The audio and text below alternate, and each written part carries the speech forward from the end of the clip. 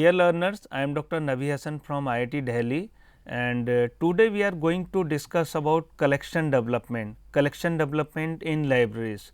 So, we will be covering both type of collections like printed collection and e-resources as well. So, as part of this presentation, I am going to cover what is collection development, what should be the collection development policy for print resources and for e-resources, how to develop print collection and e-resource collection, what are the different advantages and issues in developing the collection, what are the different you can say authoritative bodies and who are the people or who are the users on the basis of the requirement of those people we used to develop collections in our institutions or libraries.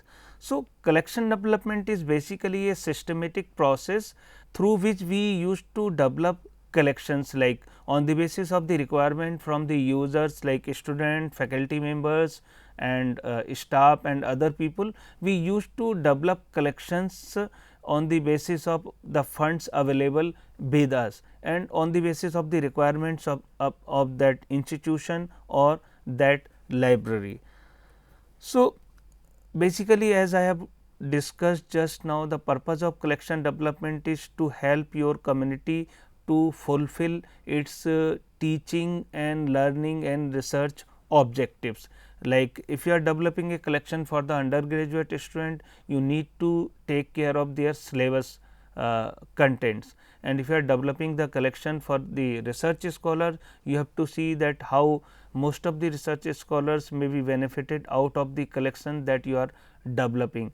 In fact, you cannot take care of the needs of each and every research scholar, because every research scholar might be having a different domain or topic. But in general, you try to develop a collection where you try to fulfill the learning requirements of all the users, whether these are students or faculty members. So, collection development in libraries is a very important activity. In fact, it is one of the most important activity of the libraries. Until and unless the library has a good collection of books or other type of documents, or you can say electronic resources or digital content, your library may not be able to cater properly to the clientele. So, developing collection is really a challenge, because as a librarian you cannot develop collection on your own. There are some sort of there are some procedures, there are some collection development policies, there are some protocols which you need to follow while developing the collection or while buying the resources for your library or the users. So, some of the function of the collection development, as you can see in this you can say diagram, are on the one side there is a library, on the other side there are academics. Academics include students and the faculty members as well, including the research scholars. So, while you are developing the collection, you used to see the user need, you need to analyze the needs of the user for the different type of resources. Then there should be some selection policies, then there are some acquisition policies, then there is a resource sharing thing as well, like the collection which is not available here, maybe a book may not be available in your university, it may be available in a neighboring university. So, how you can help your user in resource sharing or making an interlibrary loan request. Then bidding is also important in collection development, because to save space, to adjust in the same space, or to maintain your collection in an active manner, like your collection should remain useful, you need to periodically do the weeding out as well. Like the collection which is not usable or which is not which has become outdated or which is mutilated one, you need to remove that collection as well.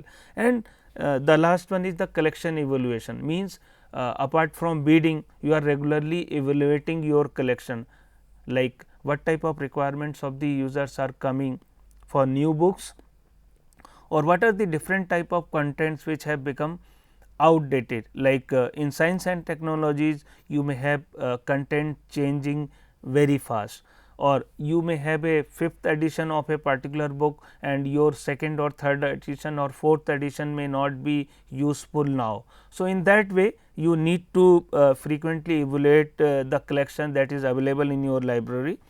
So, this is the diagram which shows the format of library collection. So, in the center you can say there is a there is a collection, then you have print, you have serials, under serials you have newspapers, journals, annuals, and then you may have a non print category, you may have a books, micro materials, audiovisuals, you may have a microfilms or microfiche or micro opaque. Then you may also have charts, pictures, globes or maps, and also as far as e resources are concerned, you may have e journals, e books, reports, databases, thesis in you can say digitized format, etc. So, what is the collection development process? So, collection development process is basically the purpose is to meet the information needs of users in a timely and economic manner. Timely and economic manners means the people may be requiring particular type of books or the content in a time bound manner. That faculty may require a particular book because the faculty need to teach students. The student may require a particular book that because they may need to appear in the examination. So, timely providing of information is very important, but on the other side you have to see that you have the sufficient budget as well. So, while you are setting the process of collection development, you need to keep some of these things in mind, like set objectives of collection development, collecting data to determine the information needs, create a collection development policy in writing.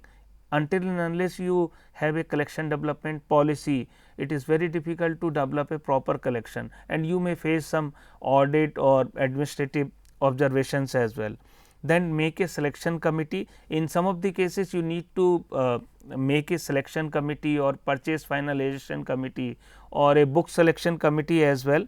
Then acquiring the material for the collection.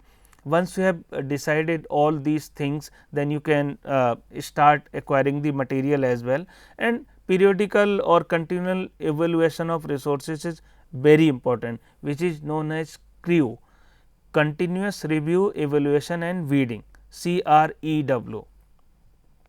So, like different libraries, different type of institutions have different type of collection development policy. Like a government institution may have a different policy because they need to follow the general financial rules, they need to follow the institute's procedure or university's procedure.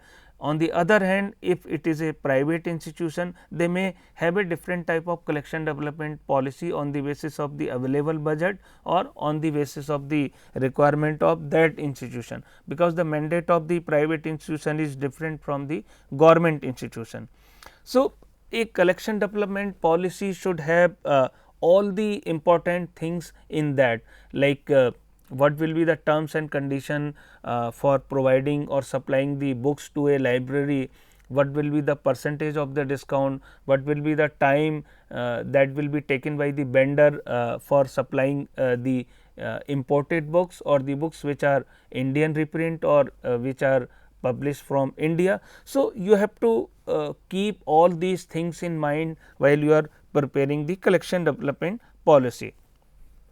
So, some of the guiding principles and theories for selection are I mean popular or available, like one of those theories is like Drury's book selection principle or Dewey's book selection principle or McAlvin's demand theory or Ranganathan's 5 laws of library science or other different guidelines which have been given by Ranganathan may also be used in current time, and they are still relevant.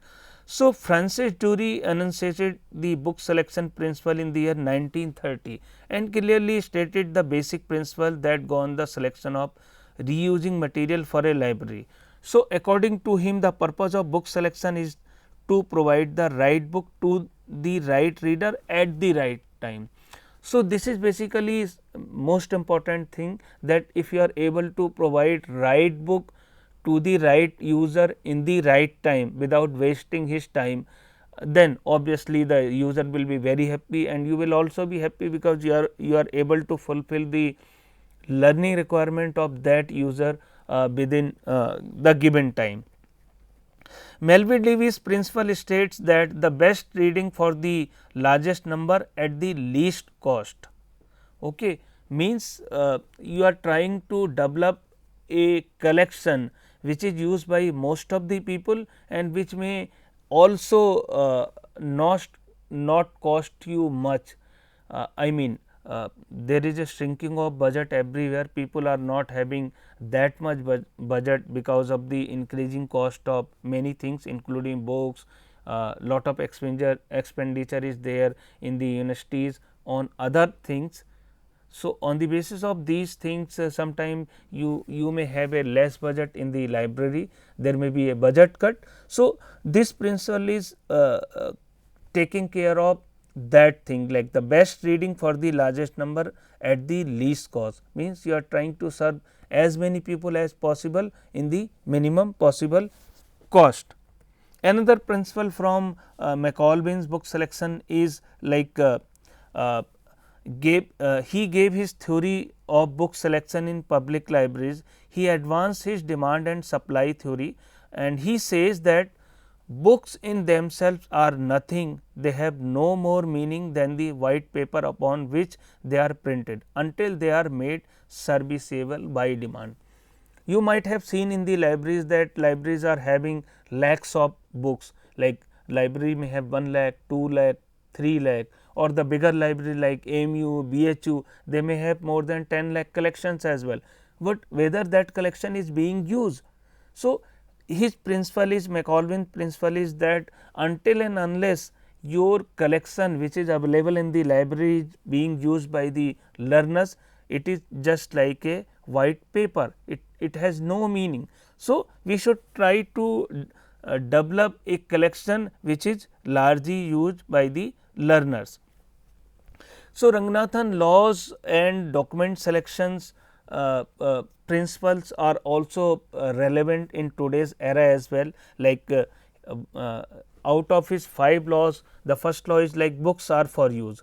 According to him, only those documents should be selected which are extensively used for the users of a particular library. So, this is the, you can say, summary, this is the message from his first law for book you can say collection development. His second law is every reader his book. This implies that the user needs are the prime considerations in book selection. It means while you are selecting the book, you should not select randomly or with a vague objective, like you should select the books which are really demanded by the users. Then every book its reader, the law directs that every reader in the library must get books as and when required. Means if the people are coming to you and demanding books or requesting you book, you should have content to cater their information requirement, whether these are syllabus related or general reading. Then save the time of the reader. This implication of this law is that the books should be selected anticipating the demand of the readers and should be processed and sent to the shelf in order to save the time of the reader. And the last law is library is a growing organism. This implies that library should take care of weeding out and the existing collection, means there should be regularly weeding out and unused collection should be shunted out, and the library and its collection should remain active. So, when we are talking about the collection development or buying books or other resources for the library, budget is a most important part. Until and unless you have a budget in the library, you cannot develop the collection. So, so you should while you are submitting your requirement to your higher authority, you should take into consideration that what are your different requirement, in how much budget you can manage all the resources for your people. Obviously, you cannot satisfy all your users, but you should try to have at least that much budget that you are able to satisfy the requirement of majority of the people. vendor is also an important component of collection development. You should be selecting the vendor for your institution for supplying the books which are following certain standards. Like the vendor should be the registered member of some of the associations like Federation of Publishers, Booksellers Association of India, etc. And the vendor should also be established vendor. Like if you are going to select a vendor, you should also be keeping one of the conditions that the vendor should be supplying or should be a supplier to some good institution, like maybe some centrally funded technical institution or some central university or some other institution. And you should also be asking from vendor like he has not been blacklisted by any of the organization, what is the discount percentage and what is the supply time, and whether he is supplying the genuine books or he is not supplying the remainder titles.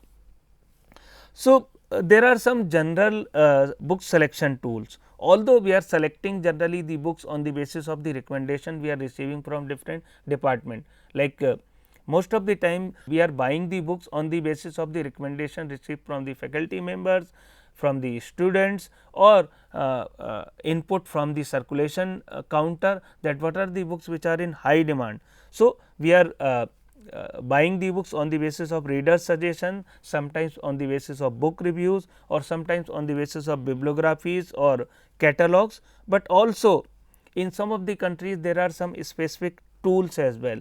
Like in UK, British National Bibliography is very popular, then Whitaker's Cumulative Book Index is also popular. In USA, Library of Congress catalog is also important. In India, apart from these tools of USA and UK, you can also use some of the other tools like Indian National Bibliography or National Libraries catalog, what books they are having there. So, on the basis of those books in their catalog, you can make some selection, and you can also see publishers catalog or their website. Discount is also a very important aspect. So, the library may have different discount, library to it vary from library to library, but I have taken this screenshot from one of the very reputed library. So, the discount percentage is generally on the basis of the publication year of the book. If the book is 3 year or more older than 3 year, then the discount percentage may be more. If the book is Indian reprint, the discount percentage may be more, and if you are buying more copies of the same book, the discount percentage may be more. But if it is a new book and it is a imported one, the discount you will not be getting that much discount. So, it depends upon the type of book and the publication year. So, it may be less than 23% discount, or if you are buying 3 copies or above, it may be 27% discount, and in case of reference book, the discount may be up to 30% as well. But there are some of the type of books where there will be no discount, like NCERT publication, government publications, and some of the textbooks published by some agencies which are very cheap. So, there may not be any discount, and you need to pay some processing charge like 5% as well. So, it is not like everywhere you will be getting the discount.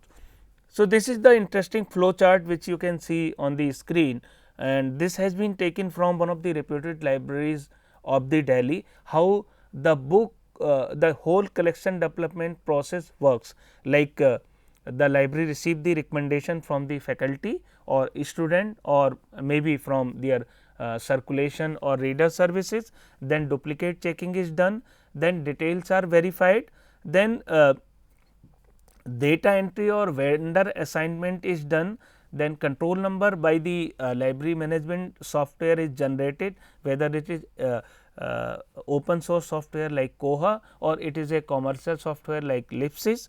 Then writing control number and departmental code on the book. If the book is for central library, then there will be different coding, and if the book is for this departmental library of the same institution, then there will be a different code number. Then price verification, match and and other things like system receiving or system invoicing or manual accessing or system accessing, then finally bill processing and sending bill to the account section. So, these are this flow chart is basically clearly tells you how you can process the book from recommendation to the sending bill to account section for payment. So, collection development for e-resources is quite different. We were discussing up to now, we were discussing about the collection development of printed books, but in case of collection development e-resources, it is quite different. These differ from the other library material because complexity of the license agreement, need to set up access, confusion over pricing models, and these resources are available through respective publishers, aggregators, vendors, library consortia, sometimes on more than one platform as well. So, in case of e-resources, in most of the cases you are not owning the contents. It means it will not be added to your collection development. You are simply having subscription based access. It is just like your electricity bill, like you have consumed the electricity for the whole month and then you are paying the bill. If you will not pay the bill for the next month, you will not be having access to the e-resources. So, but in some of the cases you can also have perpetual access, like in case of some of the e-books model, you can buy the books for life, the book will remain in your collection. So, that will count to your collection development. So, there are various modes of subscription of e-resources. There could be a mode where you can directly buying the collection or e-resources. E-resources means e-journals or e-books or databases, or you can say video journals, images, anything, it may be anything under e-resource. So, you can directly buy from the publisher, you can also buy from through aggregator or vendors, and you can also buy through consortia like eSourceSindhu. So, e-resource pricing models are really very different from the printed collections model.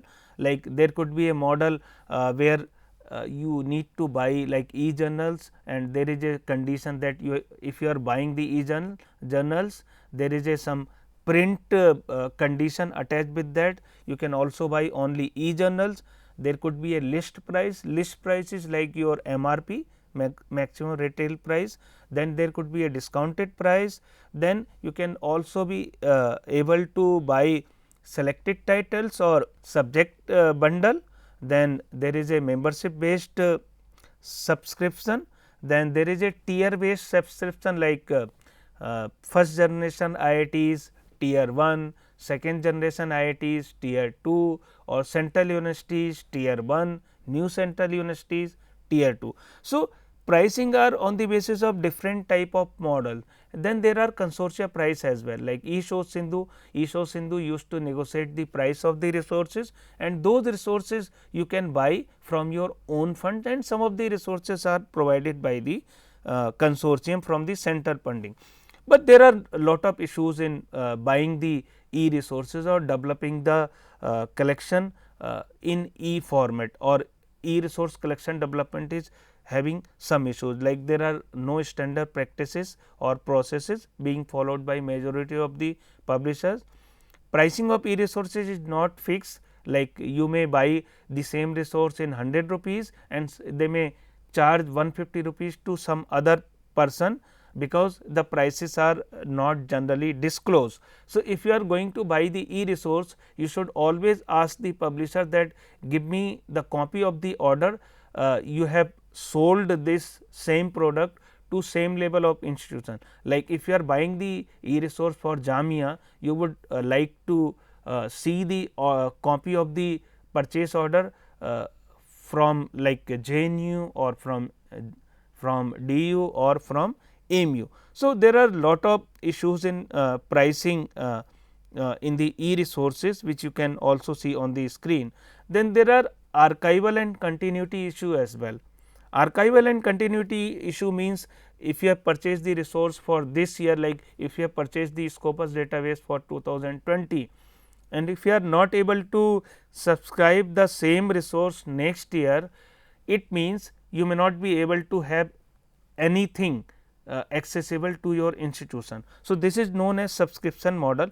Then there are some taxation issues as well, like GST on journal there is no GST, on databases there is 18% GST, on e-books there is a 5% GST, then there is a clause of reverse GST, then there is a clause of TDS as well. So, there are lot of taxation issues as well. But as far as the e-book procurement policies are concerned, generally there are couple of models which are popular, like e-book providers mainly fall into two categories. One is aggregator, another one is primary publishers. Aggregators means you are buying the books through some agent, and the agent is compiling all your requirement and making it accessible through some platform. And in case of direct from the publisher, the collection or the books are accessible from the publisher's platform. Then there are individual versus institutional purchase, like if you are buying a book from amazon.com. So, you are having a having that book for individual use, you cannot use that book for whole institution. It means you have to take care whether you have purchases for individual use or institutional use. So, these are some of the issues. Then there is a aggregated ebook platform versus direct from publisher. So, whether the collection that you have purchased is accessible through aggregator platform, or you are able to access it directly from publisher, like you can say elsewhere. Then there is a model known as evidence based acquisition or demand driven acquisition. In this model, you have been given access to the whole collection, and you have already paid some amount, deposited some amount, that is known as upfront cost, and after 6 months or 1 year, whatever books were used by your faculty or student, those books are purchased out of the money deposited in advance. So, this is a good and new model which is becoming popular. Then how the content will be discoverable, means the books or e-resources that you have purchased, how they will be searched. So, whether they will be searched through your website or some discovery service or your library app. While you are discussing these things, you need to discuss these things as well. So, there are lot of advantages of e-resources or collection development in e-format, like these are accessible 24/7, any number of people can access. I think you can see all the detail on my screen, but there are some limitations as well, because reading on screen for a longer period is really difficult. So, these are all the limitations of you can say e resources.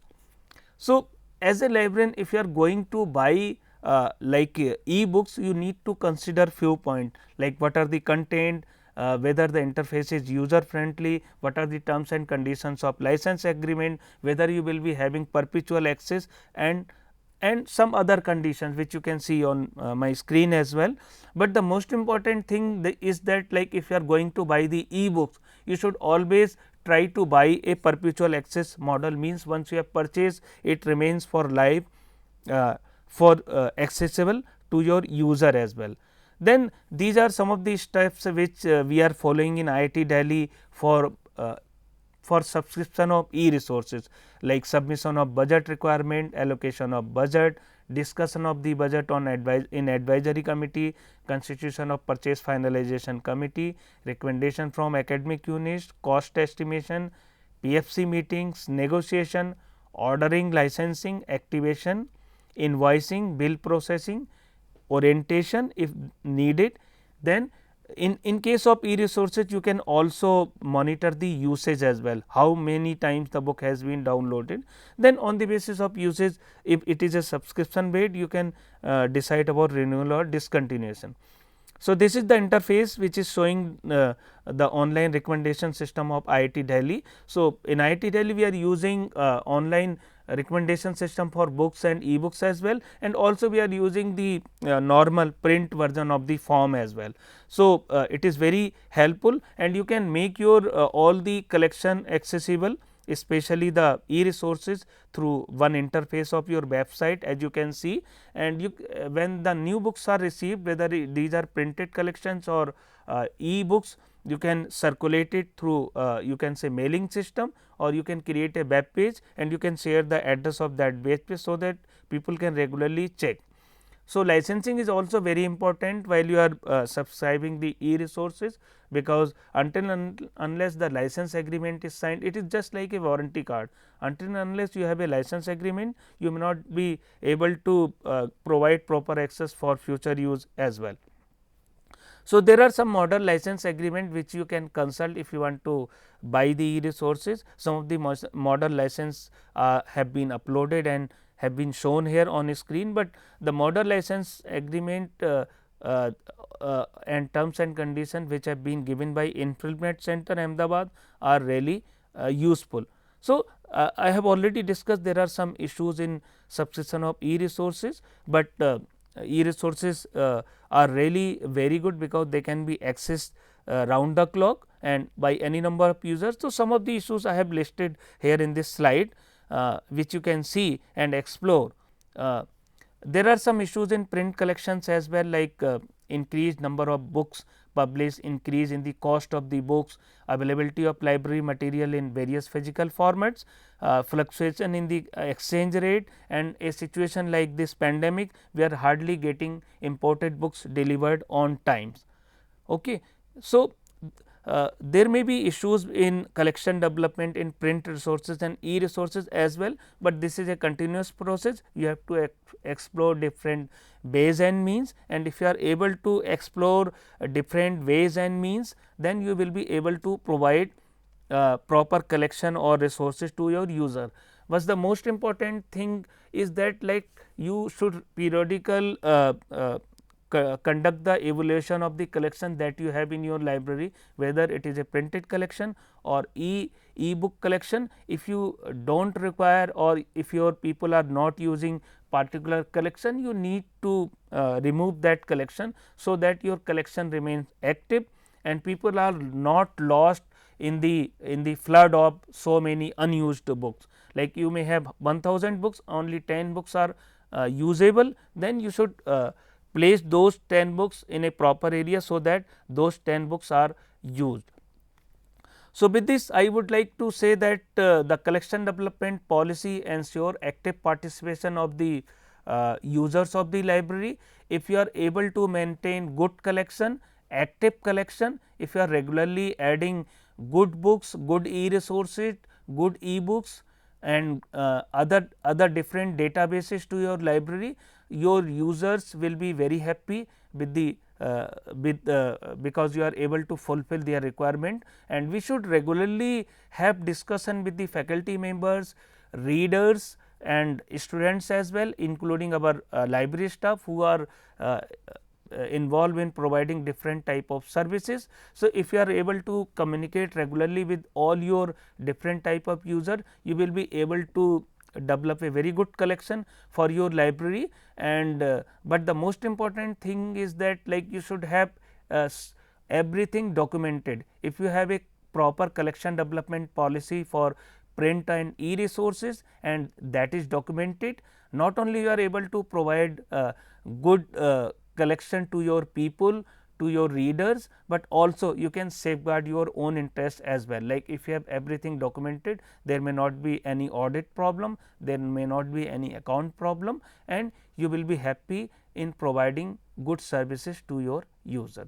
I hope you will with this lecture many of the things related to collection development of e-resources and printed collection may be clear to you. So, thank you very much.